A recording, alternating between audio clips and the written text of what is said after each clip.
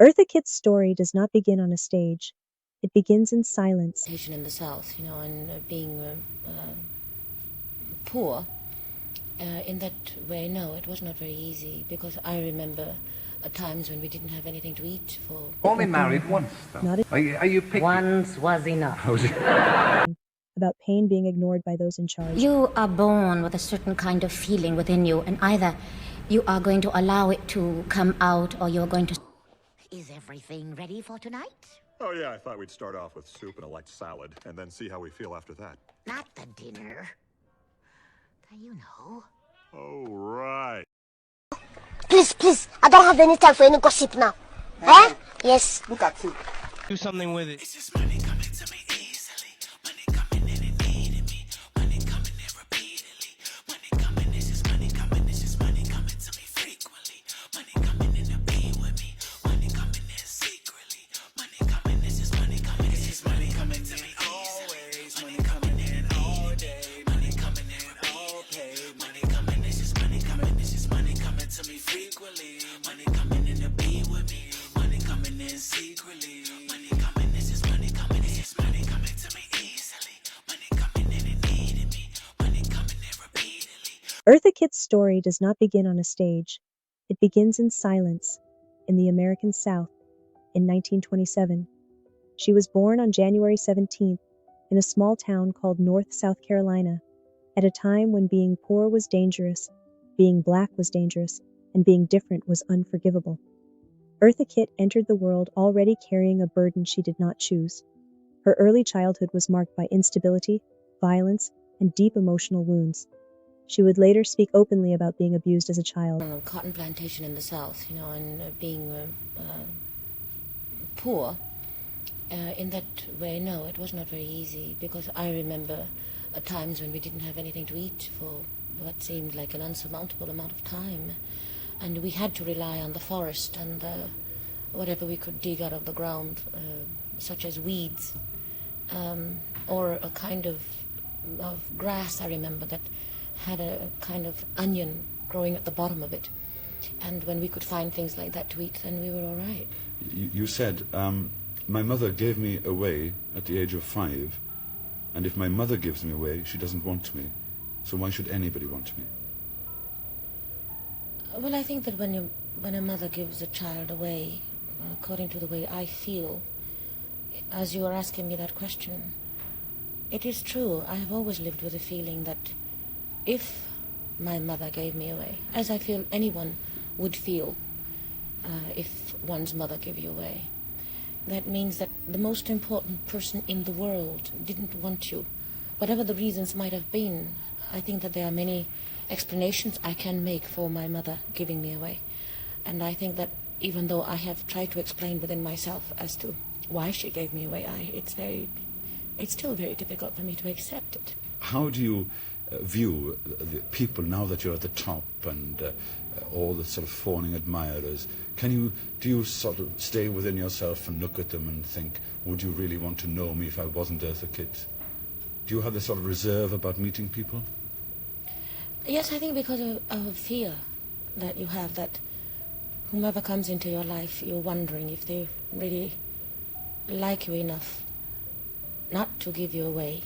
As a mother, you've chosen a very hard business to live in, haven't you? To be a mother, I mean.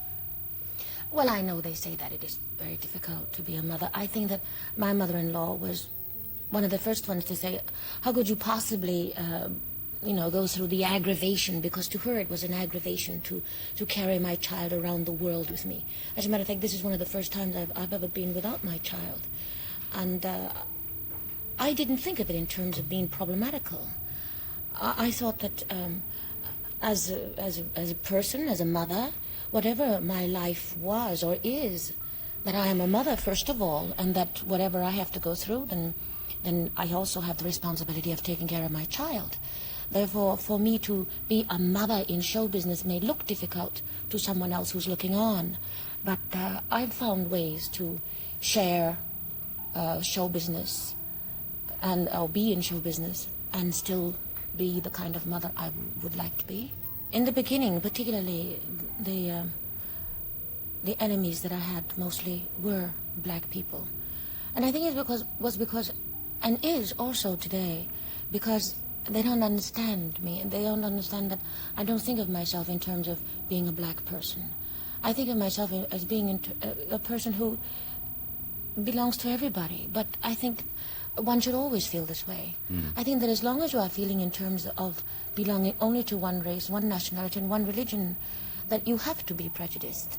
And therefore, since I have always, according to where I was born and how I was born, I am an illegitimate child, and at the same time, I was not of completely black parentage. My father was supposedly a Caucasian, and my grandparents are Cherokee Indians. My mother was half black and all of this, and therefore my blood is of yours and of anybody's, and therefore I've always thought of myself as this.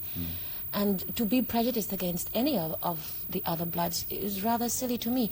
Even if I was born absolutely black, I think that I would still feel the same way, because particularly since I have been in a position to do a lot of traveling and to see the trials and tribulations of races against races around the world, I don't think that it's healthy naturally. And I think that religion is somewhat guilty of this, and economics mainly is the most positive thing that I can think of that causes racial prejudices and also religious prejudices. Because no matter what I read about the one harassment against the other one, I see where money is constantly involved. Yes. So I think that when we are able to recognize that no matter what the color or religion you belong to, that you are capable of gaining as much as the next person can, no matter what race or religion he belongs to, I think the situation will be much healthier. From the very beginning, Eartha understood something most children never should. Survival comes before dreams. As a young girl, she was sent north to Harlem, New York, to live with relatives. Harlem was loud, alive, and bursting with culture, but it was not gentle. The pain followed her there. Yet Harlem also planted a seed: music, movement, expression. For the first time, Eartha saw that pain could be transformed into performance. By her teenage years, she found herself drawn to dance, not as a hobby, but as a lifeline. At just 16 years old, she joined the prestigious Katherine Dunham Company, one of the most important black dance troupes in the world. That decision changed everything. Touring internationally, Eartha was exposed to something radical, a world where black performers were celebrated. In Europe especially, she experienced respect that America often withheld. She learned discipline, she learned power, and she learned how to command a room without saying a word. But Eartha was never meant to stay silent. By the early 1950s, she transitioned from dance to cabaret and theater. Her presence was electric, dangerous, playful, intelligent, sensual. She did not perform for the audience. She performed over them. And then came the voice, low, sharp, unmistakable, a voice that purred and pierced at the same time. Her music career took off, and soon the world would associate her forever with one song, Santa Baby. But that song was only the tip of the iceberg. Eartha Kitt was a cabaret queen, an actress, a global performer fluent in multiple languages, and utterly impossible to ignore. Hollywood noticed. In 1967, Eartha Kitt stepped into a role that would cement her image in pop culture forever, Catwoman on the Batman television series. She made the character seductive, cunning, and powerful. To this day, many consider her portrayal unmatched, but behind the glamour was a woman who never separated art from truth. Eartha You Kitt only had married been once, though. Not a- Are you picky? Once was enough. Too picky about men? I'm very choosy about friends. I'm very choosy about people. I love people. But I'm very choosy. Don't you? Eartha Kitt was not quiet, she was not obedient, and she was not willing to play safe. That refusal would cost her dearly. On January 18, 1968, Eartha attended a White House luncheon hosted by First Lady Lady Bird Johnson. The event was meant to discuss youth issues. What it became was a turning point in American cultural history. When Eartha spoke, she did not flatter power. She criticized the Vietnam War, openly, emotionally, and without apology.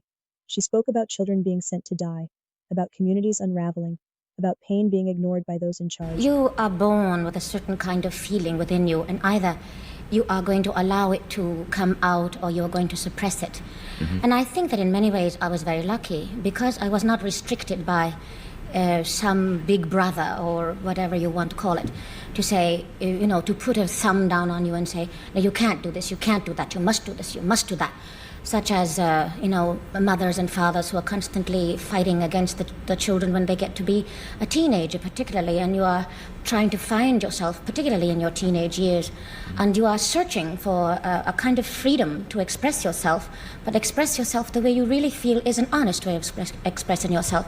And unfortunately, I think the majority of the time, no matter how much a mother and father or a guardian may love you, they sort of suppress that inner desire to be what you feel you honestly are. And I think that a mother and father should guide you, but guide you as best they can in the direction in which you have the freedom to express yourself and be creative. I don't think that they should try to make a carbon copy of themselves out of you. What Eartha said was not untrue, but it was unforgivable. In the days and months that followed, the consequences arrived quietly. Invitations stopped coming, bookings vanished, doors closed without explanation. She would later say she had been blacklisted. Whether officially or unofficially, the message was clear. You do not speak like that, and stay welcome. Once again, Eartha Kitt left America, not in disgrace, but in exile. Still, Eartha endured. She raised her daughter. She worked, she survived. And eventually, time softened what power had tried to erase. In the 1990s and early 2000s, Eartha Kitt experienced a resurgence. New generations discovered her through television. Is everything ready for tonight? Oh, yeah, I thought we'd start off with soup and a light salad, and then see how we feel after that. Not the dinner. You know. Oh, right. Discovered her through television, animation voice roles, interviews, and tributes. What once made her dangerous now made her legendary. She was no longer just a performer. She was proof. Proof that telling the truth might exile you, but it can never erase you. In her later years, Eartha was diagnosed with colon cancer. Her health declined, but her spirit never softened. She remained sharp, witty, and unapologetic to the end. On December 25, 2008, Christmas Day, Eartha Kitt passed away at the age of 81. The woman whose voice defined Santa Baby left the world on the very day it echoed most. Her life had come full circle, from a child born into pain, to a woman who refused silence, to a legend who paid the price of honesty and lived to tell it. Every time I get ready to do some stupid shit behind a man, I look at this photo of Eartha Kitt that I keep on my altar, and I ask myself, would she smack the shit out of me? Would she smack the shit out of me for compromising? Would she smack the shit out of me for dumbing myself down? Would she smack the shit out of me for forgetting my self-worth temporarily to please somebody else that doesn't give a fuck about me? Would she smack the shit out of me? And I answer more often than not with yes in my head. I believe that she would in fact smack the shit out of me. So just in case you're thinking about doing something stupid, look, she would smack the shit out of you. She would smack the shit out of you. So before you go texting that man, delete the paragraph. He doesn't give a fuck. Before you go calling, trying to explain, before you go sending the little signal to link up, look at the picture. And remember, mother would smack the shit out of you. And if her daughter sees this, I'm sorry, I hope you don't find this disrespectful. I just know she would smack the shit out of us for being stupid. Now, don't ask me why at all. Like, look at her here. The nose, same nose from when she was a little kid. So this looks like her real daughter. Again, you can see the hazel eyes in this picture. She has hazel eyes, the colored eyes, the same nose, colored eyes, hazel eyes, the same nose. How did she grow up to become this white lady is beyond me. But it's giving they unalived the real Kit or something. I don't know. And this lady took her estate, property of her white family, like under their control. Like the white family had their foot on Eartha's neck, from what I can see. So the one-drop rule was used to classify children that were born by slave masters, either raping slaves or like Eartha Kitt, she ended up maybe consensually messing with the plantation owner's son. That's possible, right? But it wouldn't change the racial hierarchy that did exist. And it wouldn't change that even though she had children with the plantation owner's son. The plantation owner's son has more power in the situation than she does. Like, she has no power in the situation because she was born a slave, and all her children will be considered a slave, even if the father is white, doesn't matter. Because it reinforces white supremacy. It upholds the notion of pure whiteness and any amount of black ancestry in an inferior position, which is the same reason why my father doesn't want me to inherit anything from him, and that's why he discarded me, which I never knew all this because I didn't know my mother was like somewhat of a biracial, and we'll get into that. There's levels of biracialness apparently classified under the one-drop rule under white supremacy. I didn't even know about this. His own hands, because he wanted to control Eartha Kitt's estate, and maybe that white lady is her baby father's white daughter who decided to pose as Eartha Kitt's real daughter to steal